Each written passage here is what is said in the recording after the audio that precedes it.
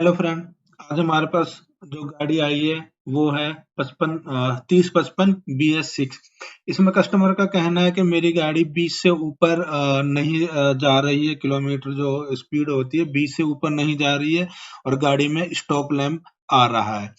तो आज हम इसी पे ही बात करेंगे, ये प्रॉब्लम किस वजह से आई है। हेलो फ्रेंड, मैं हूं आपका दोस्त अजय। स्वागत है आपका अपने ही चैनल मजोक ऑटो टैग पे। तो चलिए हम वीडियो शुरू करते हैं और गाड़ी को लैपटॉप के साथ कनेक्ट करते हैं और देखते हैं हमें क्या क्या प्रॉब्लम मिलती है। तो हमने लैपटॉप को गाड़ी के साथ कनेक्ट करे तो हमें कुछ ये फाल कोड देखने को मिले हैं। सबसे पहले फाल कोड था 5655, उसके बाद 3151, 4489, 4487 और 3712 और 3714 फाल कोड देखने को मिले। तो चलिए एक बार हम इन पे नजर मार लेते हैं, ये फाल कोड क्यों आते हैं। तो सबसे पहले हम 3712 को खोलेंगे डबल क्लिक। तो हमें कुछ ऐसा लिखा हुआ दिखाई देगा, Asia related file code has been active, expansion provide of time and require immediately attend. तो इसका कहने का मतलब है आपका गाड़ी में एशिया संबंधित फाइल कोड आए हैं कुछ टाइम से, और आप उसको जल्दी से जल्दी चेक करवाएं। तो जिसकी वजह से हमारे जो ये इफेक्ट जो गाड़ी पे पड़ेगा, engine speed will be limit for 20 kilometre पर हॉर्स। तो जब भी ये फाल कोड आएगा हमारा 3712, तो हमारी गाड़ी में ये इफेक्ट पड़ेगा कि गाड़ी हमारी 20 किलोमीटर से की स्पीड से ऊपर नहीं जाएगी। नेक्स्ट जो हमारा फाल कोड है 3712, ये बता रहा है fault code related engine operating or active है। तो ये भी वही बता रहा है, कैटलिस्ट के संबंधित हमारे फाल कोड एक्टिव में हुए हैं, जिसकी वजह से ये फाल कोड एक्टिव हुआ है। Possible require to engine performance, तो इफेक्ट जो गाड़ी पे पड़ेगा, तो ये कह रहा है कि इंजन की पावर कम हो सकती है। रिक्वायर्ड यानी रिक्वायर्ड इंजन के परफॉर्मेंस पे फर्क पड़ सकता है इस फाल कोड की वजह से। तो चलिए हम तीसरा फाल कोड खोल कर देखते हैं। इसमें भी हमें यही मिल रहा है कि Asia related fall code has been active and required immediately attend. तो इसमें भी यही कह रहा है कि आपके एशिया संबंधित फाइल कोड आया था, जिसकी वजह से ये फाइल कोड आया है। तो आप एशिया संबंधित जो फाइल कोड है उसे चेक करें। तो तीसरा जो हमारा ये फाइल कोड है, इसमें बता रहा है DF dosing related file code active में हुआ था, जिसकी वजह से ये फाइल कोड आया है। तो इसमें भी यही बता रहा है कि हमारा डोजिंग संबंधित कोई फाइल कोड आया है, जिसकी वजह से ये आए हैं। उसके बाद जो हमारा फाइल कोड है 3151, जो मेन इन सभी में इम्पोर्टेंट है, जिसकी वजह से ये सारे फाइल कोड आए हैं। तो हम इसे भी एक बार खोल के देख, तो हमें कुछ ऐसा देखने को मिलेगा, the after treatment Asia catalyst in the exhaust system is not percentage. तो चलिए हम स्टेप बाय स्टेप चेक करते हैं हमारा ये 3151 फाल कोड क्यों आता है। तो सबसे पहले हम यूरिया की क्वालिटी चेक करते हैं कि हमारी यूरिया की क्वालिटी कितनी है, और उसके बाद स्टेप बाय स्टेप एक एक पॉइंट पे चेक करते हैं।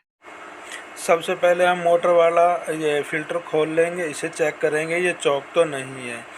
तो इसी तरह हम स्टेप बाय स्टेप एक एक चीज़ों को चेक करेंगे कि क्या क्या है। तो ये फ़िल्टर बाहर निकाल के हम देखते हैं। ये फ़िल्टर तो हमें अच्छी तरह से देखने पे सही लग रहा है, चौक नहीं लग रहा। तो चलिए दूसरा फ़िल्टर देखते हैं। ये हमारा टैंक के अंदर का फ़िल्टर है, ये कुछ चौक लग रहा है हमें। तो शक के आधार पे हम इसे रिप्लेस करेंगे और इसको नया डालेंगे। उसके बाद हम यूरिया की क्वालिटी चेक करेंगे, जो हमारी 31.8 आ रही है, तो मतलब यूरिया सही है, इतना चलेगा। हमने टैंक के अंदर का जो यूरिया फिल्टर होता है वो बदल दिया, लैपटॉप को कनेक्ट करके अब हम लीकेज टेस्ट करेंगे। तो ये सबसे ऊपर वाला ही ऑप्शन होता है, उस पर क्लिक करके नीचे यहाँ पर नेक्स्ट बटन पर क्लिक करेंगे और इसे स्टार्ट कर देंगे और हमारा ये लीकेज टेस्ट चालू हो गया। ये जो आप प्रेशर देख रहे हैं 850 बार के आसपास मेंटेन रहना चाहिए। तो हम टाइम पे इसको देखते रहेंगे और आप ये नीचे देख सकते हैं 20 मिनट का ये टाइम होता है। ये आप टाइम देखिए, ये 20 मिनट का टाइम होता है। हमारा टाइम चालू हो चुका है, ये पूरा टाइम उल्टा चालू रहेगा और 0 पे ये ख़त्म हो जाएगा। तो हम अभी 2-3 मिनट वेट करेंगे, उसके बाद हम लीकेज टेस्ट गाड़ी में भी देखेंगे। कहीं पे जो हमारे यूरिया का इंजेक्टर होता है, जहाँ से यूरिया स्प्रे होता है, वहाँ पर खासकर हम चेक करेंगे वहाँ से कोई बूंद बूंद टपक तो नहीं रहा है या हल्की नमी भी होगी तो हम इंजेक्टर को बदलेंगे। और यूरिया के जितने भी पाइप हैं, मेन वाले और रिटर्न वाले, सबको हम अच्छी तरह चेक करेंगे कहीं से हमारा लीकेज तो नहीं है। तो हम यहाँ पर इसको देखेंगे कि कोई लीकेज तो नहीं है। यहाँ पर फ्रेंड हल्की सी भी नमी नहीं आनी चाहिए और ना ही यहाँ पर बूंद होनी चाहिए। तो थोड़ी थोड़ी देर बाद हम इस चीज़ को चेक करते रहेंगे। और इसके ये पाइप जो हैं, जो आप ये लाल पाइप देख रहे हैं, ये इसका मेन पाइप होता है और ये जो दूसरा है ये इसका रिटर्न होता है। ये हमारे 8 मिनट के आसपास का टाइम और बचा है और उसके बाद हम एक बार फिर इंजेक्टर के पास जाते हैं, नीचे देखते हैं हमारा कोई बूंद वगैरह या हल्की सी नमी भी अगर हमें दिखाई देगी तो मतलब हमारी वो प्रॉब्लम है। अगर बिल्कुल सूखा है, कोई बूंद नहीं टपक रही है, मतलब हमारी वो चीज़ सही है। तो चलिए एक बार देख लेते हैं। और हम यहाँ भी देखेंगे, यहाँ पर भी कोई वो तो नहीं है लीकेज वगैरह। इसको अच्छी तरह हम देखते रहेंगे थोड़ी थोड़ी देर के बाद में, और जब तक हमारी पूरी 20 मिनट की ये लीकेज टेस्ट नहीं हो जाता। और एक बार हम अभी वहाँ भी चलते हैं यूरिया टैंक के ऊपर, वहाँ भी देखते हैं लीकेज है या नहीं।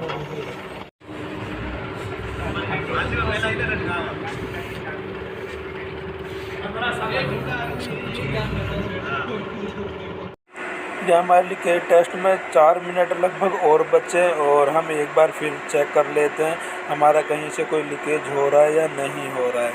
तो बारीकी से एक बार हम और देखते हैं। तो जहाँ पर हमें कोई भी ऐसा बूंद टपकती और नमी नहीं मिल रही है तो मतलब ये सही है। एक बार हम इंजेक्टर पे नज़र मारते हैं, हमारा इंजेक्टर पे भी कोई बूंद टपकती और नमी नहीं दिखाई दे रही है, मतलब सही है। ये हमारे लीकेज टेस्ट में 4 मिनट लगभग और बचे और हम एक बार फिर चेक कर लेते हैं हमारा कहीं से कोई लीकेज हो रहा है या नहीं हो रहा है। तो बारीकी से एक बार हम और देखते हैं। तो जहाँ पर हमें कोई भी ऐसा बूंद टपकती और नमी नहीं मिल रही है तो मतलब ये सही है। एक बार हम इंजेक्टर पे नज़र मारते हैं, हमारा इंजेक्टर पे भी कोई बूंद टपकती और नमी नहीं दिखाई दे रही है, मतलब सही है। हमारा ये टेस्ट लगभग आधे मिनट का और बचा है। हम एक बार फाइनली और बारीकी से सारे पाइपलाइन और नोजल को अच्छी तरह से चेक कर लेते हैं हमारा कोई लीक अब तक भी कोई लीक पॉइंट हुआ है या नहीं हुआ है। अगर हुआ है तो हम उसको ठीक करेंगे। और ख़ासकर नोजल को हमें चेक करना है इस कोड में कि हमारा इंजेक्टर लीक तो नहीं हो रहा है। उस चीज़ का खास ध्यान रखना है, थोड़ी थोड़ी देर के बाद चेक करते रहना है। तो चलिए देखते हैं। तो फ्रेंड अगर हमें ये सारी चीज़ें सही मिलती है तो अब हम एक चीज़ और चेक करेंगे कि हमारे इसके अंदर यूरिया तो नहीं जमा हुआ है। तो उसके लिए हम क्या करेंगे, ये जो डीपी सेंसर होता है जिसमें ये 2 पाइप लगते हैं, मैं आपको दिखाने की कोशिश करता हूँ। ये हमारे डीपी सेंसर है, इसमें दो ये पाइप लगते हैं और ये अंदर गया हुआ है।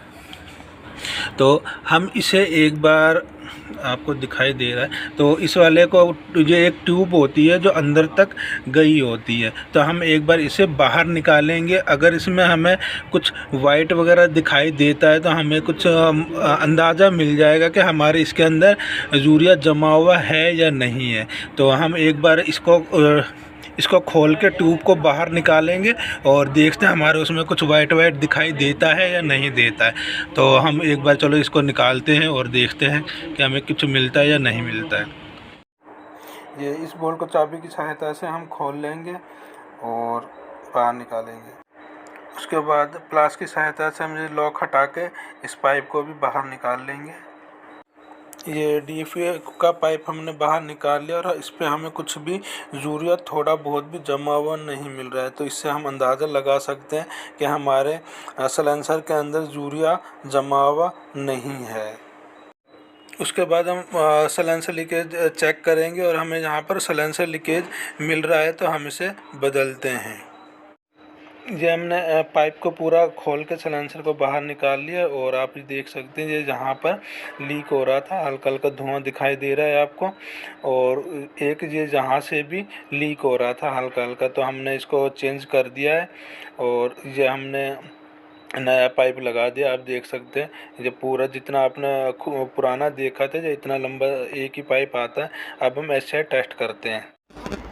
SCI टेस्ट करने से पहले हमें सारे फाल्ट कोड क्लियर करने पड़ेंगे। उसके लिए हम एक बार लैपटॉप कनेक्ट कर लेते हैं और ये हमारे लेटेस्ट वर्जन की फ़ाइल बता रहा है कि आई हुई है। अगर आप करना चाहें तो इसे हम लास्ट में करेंगे, तो इसे हम बंद कर लेते हैं और यहाँ पर ओके करते हैं। एक बार न्यू नहीं करेंगे, हम ओके पे करके और लैपटॉप को कनेक्ट कर लेते हैं।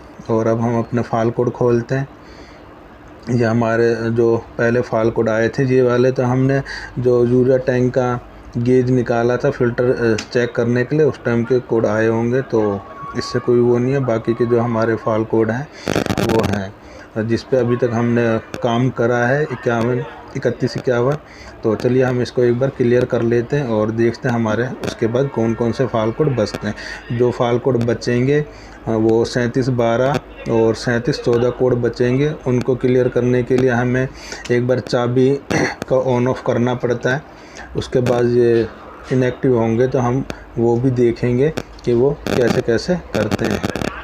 तो हमारे ये 2 फाल्ट कोड बचे हैं और उनको क्लियर करते हैं। अब चलिए हम एक बार इनको लैपटॉप को डिस्कनेक्ट करेंगे और उसके बाद देखते हैं चाबी से इनको कैसे क्लियर करेंगे। तो चलिए, ये 2 फाल्ट कोडों को जब भी आप क्लियर करना हो तो ये इसी प्रकार से ही होंगे। चाबी को ऑन ऑफ करने के बाद हम उसका भी तरीका देख लेते हैं। तो हम ये लैपटॉप डिस्कनेक्ट कर लेते हैं। एक बार लैपटॉप डिस्कनेक्ट हो जाता है तो फिर उसके बाद हम वो भी चीज़ देखेंगे।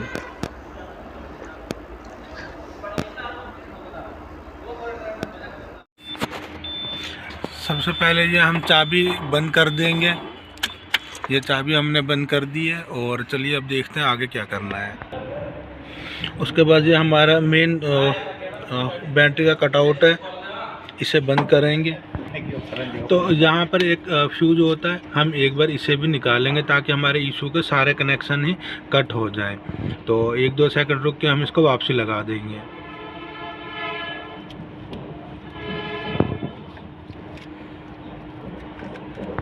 ये जो फ्यूज़ आपने देखा है ये बिल्कुल बैटरी के जो मेन पॉजिटिव होता है उसी के पास ही लगा हुआ होता है। और उसके बाद हम ये कटआउट चालू करेंगे और बैटरी हमारे चाबी स्विच के पास चलते हैं। ये हम अपने चाबी स्विच के पास आ चुके हैं मीटर बोर्ड में, और हम यहाँ पर अब फर्स्ट बार चाबी ऑन करते हैं। तो ये सारे जो भी मीटर हैं इन्हें हम काम करने देंगे और अब हम तुरंत ही इन चाबी को वापसी बंद करेंगे और दूसरी बार फिर हम चाबी ऑन करेंगे।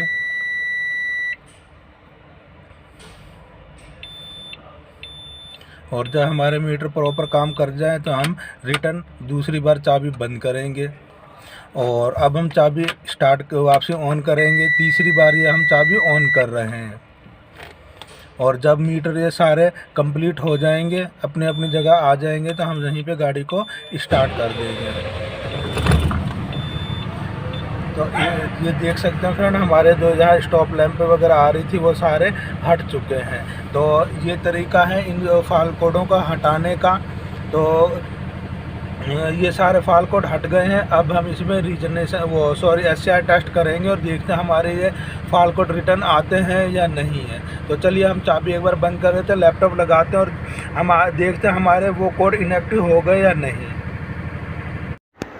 हम एक बार अब वापसी को लैपटॉप को कनेक्ट करते हैं और देखते हैं हमारे वो फाल्ट कोड इनएक्टिव हुए या नहीं हुए हैं। तो लैपटॉप को कनेक्ट होने देते हैं। ये हम यहाँ पर ओके करेंगे और ओके करेंगे। ये हमारी कैलिब्रेशन मांग रहा है, इसे हम काम होने के सबसे आखिर में इसे भी हम अपडेट करेंगे। ये हमने लैपटॉप कनेक्ट हो चुका है हमारा और फाल्ट कोड देखते हैं। आप देख सकते हैं हमारे ये 3712 और 3714 फाल्ट कोड इनएक्टिव हो चुके हैं। मुझे किसी वीडियो में एक हमारे यूट्यूब हमारे व्यूअर ने कमेंट्स में भी बोला था कि इन्हें इनएक्टिव करने का क्या तरीका होता है। तो आई होप अगर वो ये वीडियो देख रहे हैं तो उन्हें अपने सवाल का जवाब भी मिल गया होगा। तो एक बार हम इन्हें क्लियर कर लेते हैं और उसके बाद हम गाड़ी को थोड़ा स्टार्ट करेंगे और SCR टेस्ट का प्रोसीजर देखेंगे कि SCR टेस्ट कैसे कैसे होता है। तो एक बार हम इसे क्लियर होने देते हैं।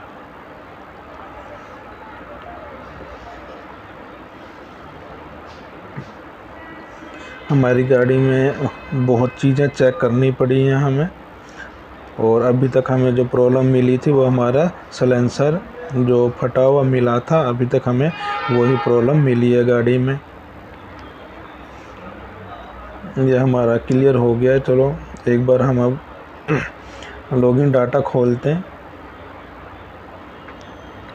और उसमें हम देखेंगे हमारे इंजन का अभी टेम्परेचर कितना है, क्योंकि SCR टेस्ट के लिए हमें लगभग 70 डिग्री टेम्परेचर चाहिए। तो अभी हम देखते हैं, हमारी रात से गाड़ी खड़ी थी तो टेम्परेचर बहुत ही कम होगा।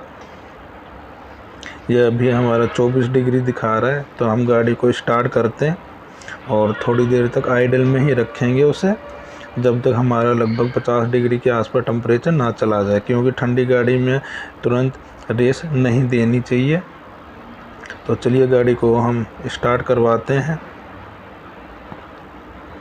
ये आप देख सकते हैं हमने गाड़ी को स्टार्ट कर दी और ये हमारे इंजन के RPM आइडल पे हैं, और इसे हम थोड़ी देर गाड़ी को गर्म होने देते हैं।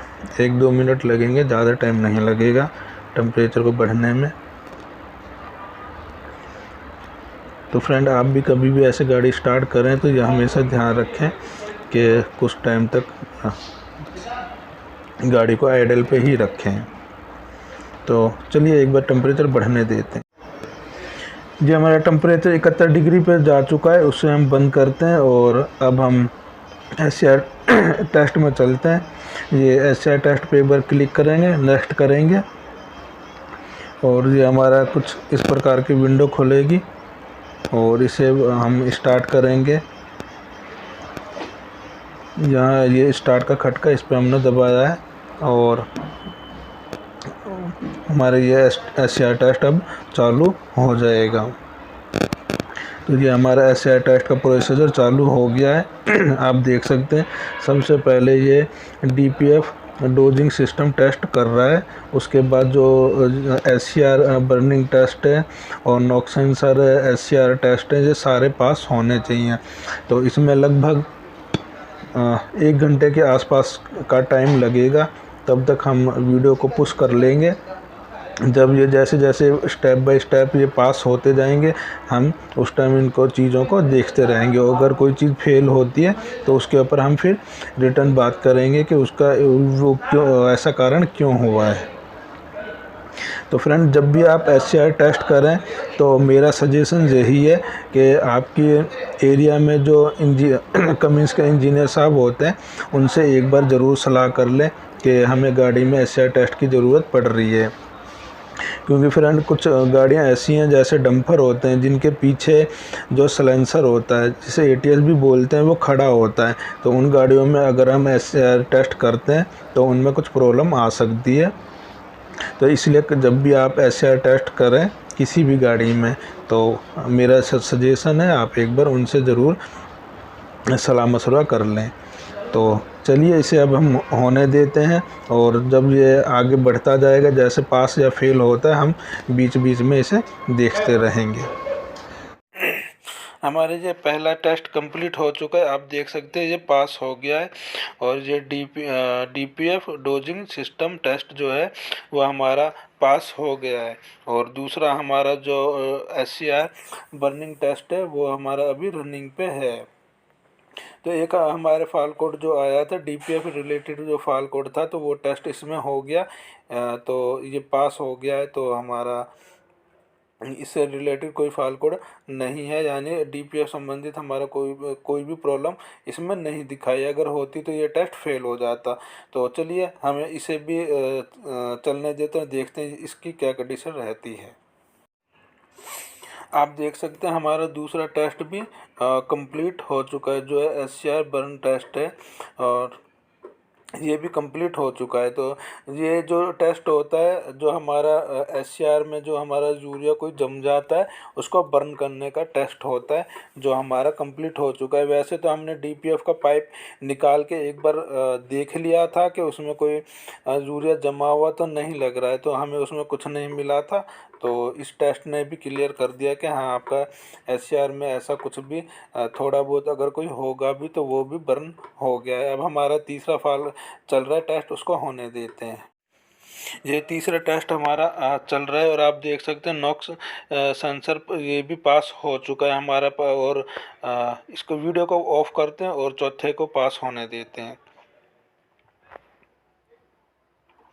और आप देख सकते हैं जो हमारा SCR टेस्ट भी पास हो चुका है। तो हमारे सारे चारों के चारों टेस्ट पास हो चुके हैं। तो आप भी इन चीज़ों का ध्यान रखें, जो भी फेल होता है उसके ऊपर फिर हमें काम करना पड़ेगा। हमारे 4 टेस्ट पास हो चुके हैं।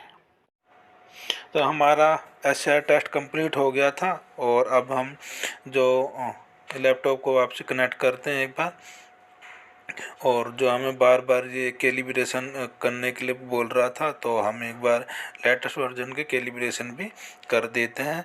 तो ये हमने सेव का खटका दबा दिया और ये हो रही है। और आप ये देख सकते हैं हमारी फाइल, ये इशू कोड की फ़ाइल डाउनलोड हो चुकी है सक्सेसफुली।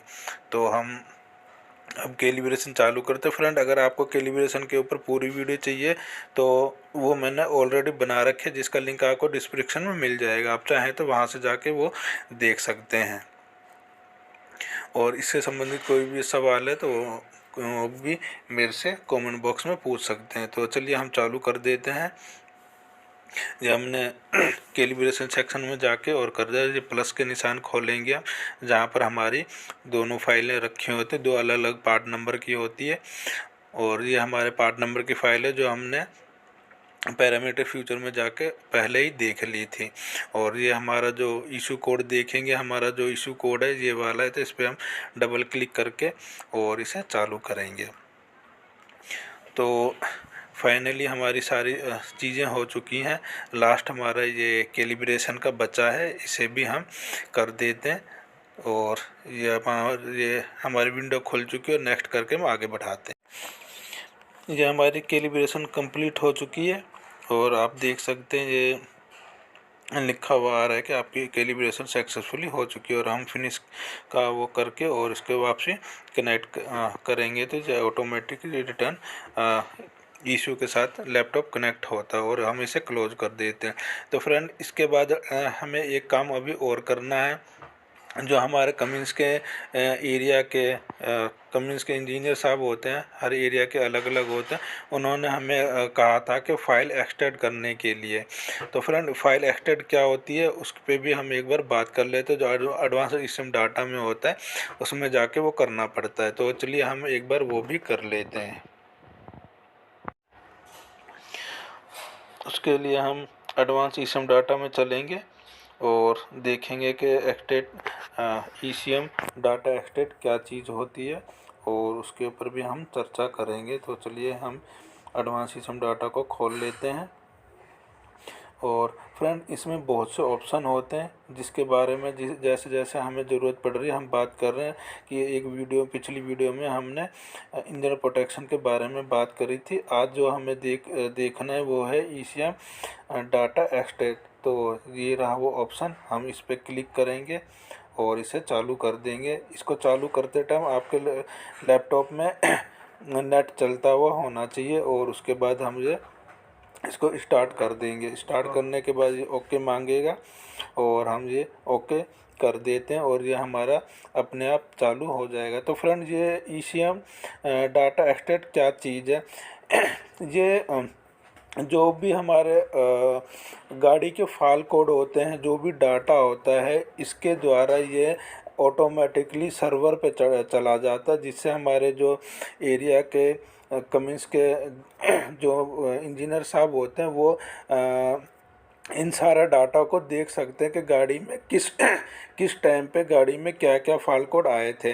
जैसे अभी हमारे पास जो फाल्ट कोड आए हैं इन्होंने किसी दूसरी कंपनी में लैपटॉप लगाया हुआ तो वो हम नहीं देख पाते। तो इस फाइल के द्वारा वो देख सकते हैं कि किस टाइम पे गाड़ी में क्या क्या फाल्ट कोड आए थे। इससे उन्हें इन गाड़ियों का पूरा डाटा वहाँ पर सर्वर पर चला जाता है और वो वहाँ से देख सकते हैं कि गाड़ी में क्या क्या प्रॉब्लम किस टाइम आई थी। तो आपको भी कभी वो कहेंगे eSIM डाटा एक्सट्रैक्ट के लिए, तो आपको भी ये चीज़ की नॉलेज होनी चाहिए कि आपको भी कभी भी ये चीज़ करनी पड़ सकती है। तो हमने आज इसके ऊपर भी बात कर ली है। तो फ्रेंड आज हम इसे होने देते हैं। ये जब कंप्लीट हो जाएगा तो हमें कुछ नहीं करना है। ये 100% होने के बाद अपने आप ही क्लोज हो जाएगा। हमें और कोई भी खटके नहीं छेड़ने। इसमें लगभग आधे घंटे के आसपास लगता है। थोड़ा बहुत टाइम ऊपर नीचे हो सकता है, वो आपके नेट के ऊपर डिपेंड करता है, आपके नेट की स्पीड क्या है। तो फ्रेंड आज की वीडियो के लिए बस इतना ही। उम्मीद करता हूँ आपको वीडियो पसंद आई होगी। अगर पसंद आई हो तो लाइक कीजिए, शेयर कीजिए, सब्सक्राइब कीजिए और हमेशा खुश रहिए। मिलते हैं नेक्स्ट वीडियो में किसी और टॉपिक के ऊपर।